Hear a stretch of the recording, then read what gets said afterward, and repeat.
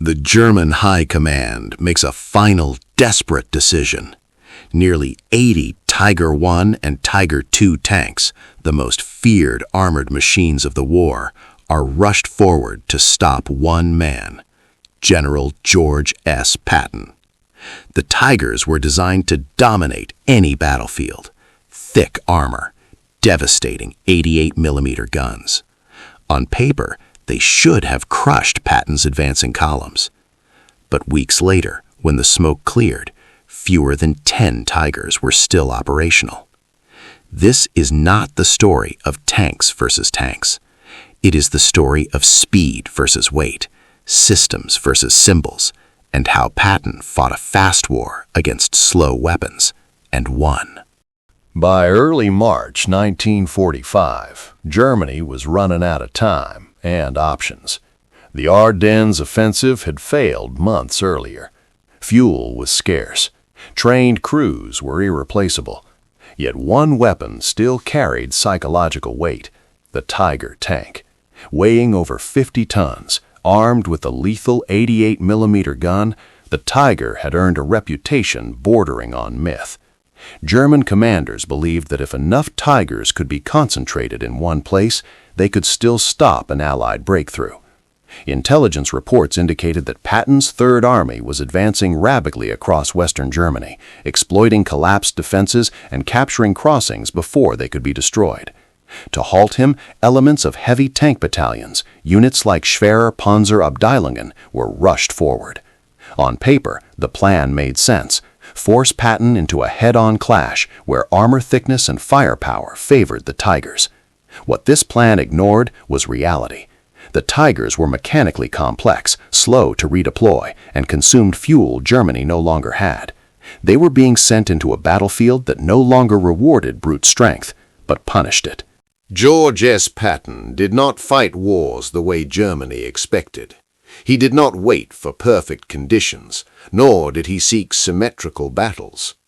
Patton believed momentum itself was a weapon. He moved fast, attacked relentlessly, and refused to let the enemy reset. Unlike many senior commanders, Patton frequently went forward to observe terrain personally: river crossings, road networks, bridge weight limits. He understood something critical. Heavy tanks like the Tiger were prisoners of infrastructure. Many European bridges could not support them. Muddy fields immobilized them. Narrow roads slowed them. Patton built his operations around medium tanks like the M4 Sherman, fast tank destroyers like the M18 Hellcat, and constant coordination with artillery and tactical air power. Communication was his true advantage. Radios linked tanks, infantry, artillery, and aircraft into one moving system. Rather than fighting the Tiger tank directly, Patton planned to isolate it, cut fuel lines, deny maneuver space, and force it to react instead of dictate. Speed, not armor, would decide the outcome. The terrain Patton advanced through was unforgiving to heavy armor. Western Germany in late winter and early spring meant swollen rivers, soft ground, and damaged infrastructure. Retreating German units had destroyed bridges wherever possible, but not all bridges were equal. Many crossings that could support a 30-ton Sherman could not bear a 60-ton Tiger. Roads clogged with refugees, wreckage, and retreating units further slowed German movement. Meanwhile, Patton's forces moved in columns that could rapidly shift direction, crossing wherever an opportunity appeared. When German Tigers attempted to reposition, they often arrived late, low on fuel, or already detected by Allied aircraft. Air superiority played a decisive role. Fighter bombers did not need to destroy Tigers outright. They disrupted movement, scattered formations, and forced crews to abandon vehicles. Each delay multiplied Patton's advantage. The Tigers were not being beaten by weakness, but by a battlefield that no longer suited them. The stage was set for a confrontation where power alone would not be enough. The Tiger tank was never designed for a fast collapse in front. It excelled in deliberate defense, where supply lines were stable and recovery vehicles were available. By 1945, none of those conditions existed. Each tiger required enormous logistical support, special transport, large quantities of fuel, and trained mechanics. Breakdowns were common, and recovery was often impossible under Allied air pressure. When a tiger failed mechanically, crews were frequently ordered to destroy it themselves. Patton understood this vulnerability. His operations emphasized constant movement, forcing German heavy units to redeploy again and again. Every forced relocation increased wear, fuel consumption, and exposure. Meanwhile, Patton's medium tanks and tank destroyers could bypass resistance, cut roads, and appear unexpectedly in rear areas. German Tiger commanders found themselves fighting not where they planned, but where Patton dictated. The Tigers were powerful, but the war had outgrown them. Speed, coordination, and tempo were now decisive, and on that battlefield, the Tigers were already losing. By 1945, the Western Front belonged to the Allies in the air. Fighter bombers roamed freely over roads, rail lines, and assembly areas. For German heavy tanks, movement during daylight was dangerous. Tigers were forced to hide in forests or villages, waiting for night to relocate. Patton exploited this relentlessly. He synchronized advances with air reconnaissance and close air support, using aircraft not just to attack, but to observe and disrupt. Even when bombs or rockets failed to destroy a Tiger outright, the effect was decisive. Crews abandoned vehicles, supply trucks were destroyed, and formations were broken apart. Air power turned every road march into a gamble. German commanders could no longer concentrate their Tigers effectively. Patton, meanwhile, treated aircraft as part of his maneuver force, an extension of his ground units. The result was a battlefield where Tigers were hunted not by heavier armor, but by speed, visibility, and pressure from above. Patton rarely ordered frontal assaults against Tiger tanks. Instead, he attacked everything that allowed them to function. Roads were cut behind them. Fuel depots were seized. Artillery pounded assembly areas and crossroads. Fast units slipped past heavy resistance, forcing Tigers to turn, reposition, and react. Tank destroyers like the M18 Hellcat, capable of extraordinary speed, struck from unexpected directions, fired, and disappeared before return fire could be brought to bear. Infantry marked Tiger positions for artillery or airstrikes, further isolating them. Patton's philosophy was simple. A tank that cannot move, refuel, or coordinate is already defeated. German crews reported being engaged from multiple directions within hours, sometimes minutes. What looked like chaos was in fact deliberate pressure applied everywhere at once. This was not a duel, it was attrition by acceleration. The Tigers were being dismantled piece by piece without ever receiving the decisive battle they were built for. As Patton's advance continued, reports from German heavy tank units grew increasingly grim. Mechanical losses outpaced combat losses. Fuel shortages forced abandonment. Air attacks destroyed recovery vehicles, making damaged Tigers permanent losses. By late March 1945, some heavy battalions reported fewer than half their authorized strength, others far less. What began as a concentration of nearly 80 Tigers fragmented into isolated groups fighting independently, often without communication.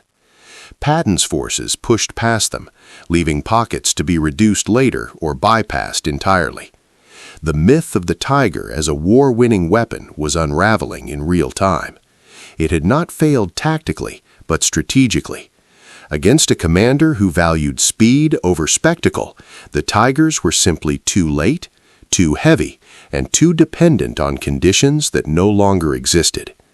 The final accounting was approaching, and the outcome was already clear, even if the last shots had yet to be fired.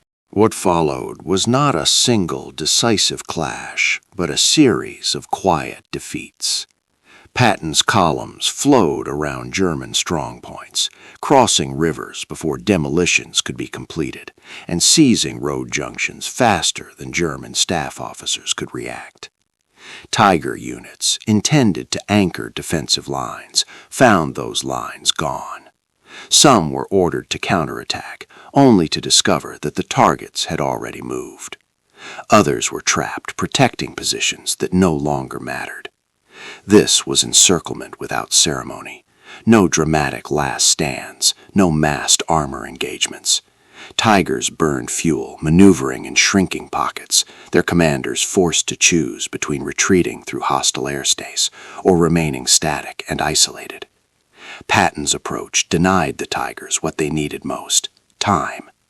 Every hour lost reduced their ability to concentrate force.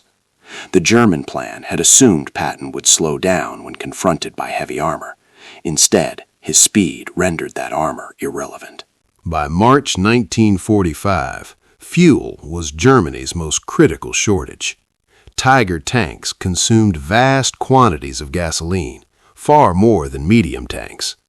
Supply convoys were frequent targets for Allied aircraft, and even short movements drained reserves that could not be replaced.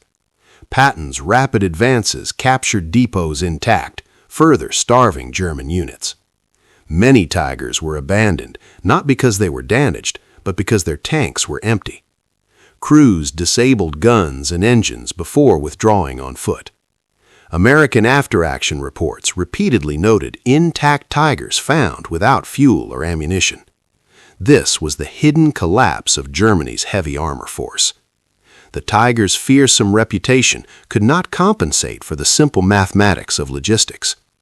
Patton understood that wars are won by sustainment as much as by firepower. By moving faster than German supply systems could adapt, he turned fuel itself into a weapon. At the same time German commanders clung to heavy armor, Patton made a revealing decision of his own. He showed little interest in deploying America's new heavy tank, the M26 Pershing, despite its ability to match German armor. To Patton, the Pershing arrived too late, was mechanically unproven, and consumed resources better used elsewhere. He believed that introducing slower, heavier tanks would undermine the tempo that defined his success.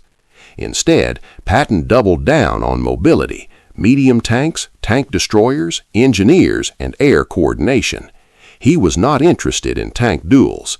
His objective was territory, crossings, and collapse of resistance.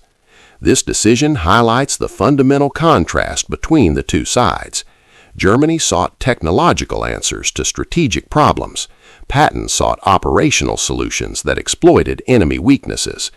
The Tiger represented engineering excellence in the wrong war. Patton's forces represented adaptability at exactly the right moment. There was no single moment when the Tiger's legend collapsed. Instead, it eroded quietly, vehicle by vehicle, road by road. By early April 1945, intelligence summaries showed the reality. From an initial commitment of roughly 80 Tigers, fewer than 10 remained operational. Some had been destroyed in combat, but most were lost to breakdowns, abandonment, or air attack. The feared heavy tank had not been decisively beaten in battle, it had been outpaced. Patton's victory was not about proving one tank superior to another. It was about demonstrating that warfare had changed. Speed, coordination, and pressure across every domain mattered more than armor thickness. The Tiger had once dominated slower wars. Against Patton's Third Army, it was fighting a future it could not survive. The failure of the Tiger deployment was not a failure of crews or courage. It was a failure of command judgment. By 1945, German leadership continued to believe that elite formations and superior machines could compensate for strategic collapse. Orders were issued from a system increasingly disconnected from battlefield reality. Heavy tank units were committed piecemeal, without sufficient infantry, fuel, or air cover. Communications were unreliable, and coordination between units was minimal. Patton exploited this fragmentation. His intelligence staff monitored radio traffic, prisoner reports, and aerial reconnaissance, allowing rapid adjustments. German commanders expected Patton to pause, regroup, and concentrate. Instead, he pressed forward, keeping pressure constant. The Tigers were deployed as symbols of strength rather than as part of a coherent operational plan. In a war now decided by tempo and integration, symbolism was no longer enough. Patton's success was not individual brilliance alone. It reflected an American system that had reached full maturity by 1945. Infantry, armor, artillery, engineers, and aircraft operated as one. Requests for fire support moved rapidly through radio networks, often arriving within minutes. Engineers repaired bridges or built crossings overnight. Artillery suppressed suspected Tiger positions before ground contact occurred. Air units disrupted German movement before it began. This level of coordination left heavy German units perpetually reacting. Tiger commanders rarely had the initiative. Even when they achieved local success, American forces bypassed them and continued forward. Patton's leadership amplified this system, but it was the system itself that made speed sustainable. Against it, even the most powerful tank became just another target in a larger operational web. The destruction of Germany's heavy tank force had consequences beyond the battlefield. Tigers required years of development, skilled labor, and experienced crews, resources Germany could no longer replace. Their loss marked the end of any realistic armored counteroffensive in the West. Without them, German defenses relied increasingly on static positions and improvised units. Patton's advance accelerated, contributing to the rapid collapse of organized resistance across large areas of Germany. Roads opened, rivers were crossed, towns fell with minimal fighting. The Tigers had been intended as a final shield. Instead, their defeat exposed how thin that shield had become. By committing them unsuccessfully, German command exhausted one of its last remaining assets. Looking back, the outcome was not sudden, it was structural. The Tiger tank represented an older idea of warfare: decisive engagements, overwhelming firepower, and localized dominance. Patton represented a newer reality: continuous movement, integration of forces, and exploitation of weakness. The Tigers did not fail because they were poorly designed. They failed because they were designed for a war that no longer existed. Against Patton's relentless tempo, they could not assemble, could not resupply, and could not recover losses. Fewer than 10 operational Tigers remained, not as the result of one great battle, but of many small, compounding defeats. In that sense, Patton did not destroy the Tiger myth in a single moment. He allowed it to collapse under its own weight. If one factor consistently tilted the balance, it was Allied air superiority. By 1945, the Luftwaffe could no longer contest the skies in meaningful numbers. This allowed Allied aircraft to operate almost continuously over German rear areas. Heavy tanks like the Tiger were especially vulnerable, not because they were easily destroyed, but because they were easily seen and tracked. Aircraft forced them to move at night, hide during the day, and abandon damaged vehicles without hope of recovery. Patton integrated this reality into his planning. Advances were timed to exploit daylight air coverage. German units that attempted to regroup were detected quickly and dispersed. Air power did not replace ground combat, it shaped it. Without control of the air, Germany's last heavy armor formations were fighting blind, under constant pressure and with no margin for recovery.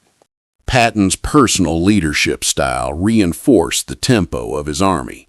Unlike many senior commanders, he frequently visited forward positions, observing terrain firsthand and questioning subordinate commanders directly. This was not theater, it was information gathering. Patton believed that maps alone could not convey the true condition of roads, rivers, and ground. His presence accelerated decision-making. Orders were issued quickly, often revised on the spot. Subordinates understood his expectations. Move fast, exploit opportunity, and never wait for perfect conditions. This clarity filtered down through the ranks. Units anticipated movement rather than delay.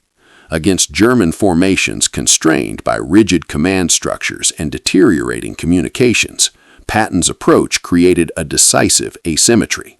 Leadership, in this case, became a force multiplier equal to any weapon system. By early April 1945, the results were undeniable.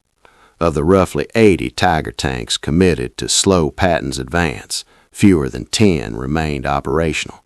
The rest were destroyed, abandoned, or rendered unusable.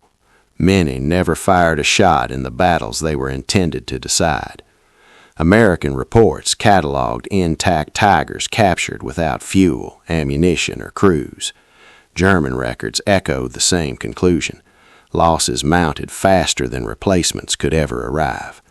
The heavy tank force that once symbolized German armored dominance was effectively gone. Patton's Third Army continued forward, encountering diminishing resistance. The gamble had failed, not in a single dramatic engagement, but through cumulative operational collapse.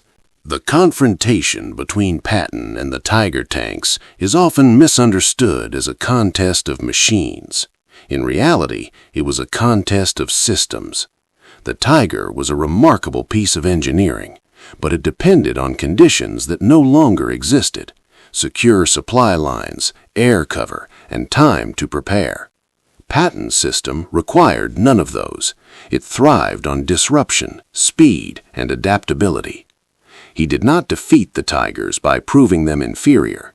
He defeated them by refusing to fight on their terms. This distinction explains why the Tiger remains feared in memory, yet failed in practice during the final months of the war. Technology alone does not decide wars. How it is employed and against what kind of opponent matters far more. When the war in Europe ended weeks later, the Tiger tank remained an icon, but no longer an answer. Its legend survived largely because of what it had once been, not what it had achieved in 1945. Patton's campaign demonstrated a hard truth of modern warfare. No weapon, however powerful, can compensate for loss of initiative, coordination, and air control. The Tigers sent to stop Patton were not defeated by a single blow. They were overtaken by a faster way of war. Fewer than 10 survived, not as symbols of resilience, but as reminders of a strategic miscalculation. In the end, Patton did not just break through German lines. He helped close the final chapter on an era where weight and firepower alone could decide the outcome of battle.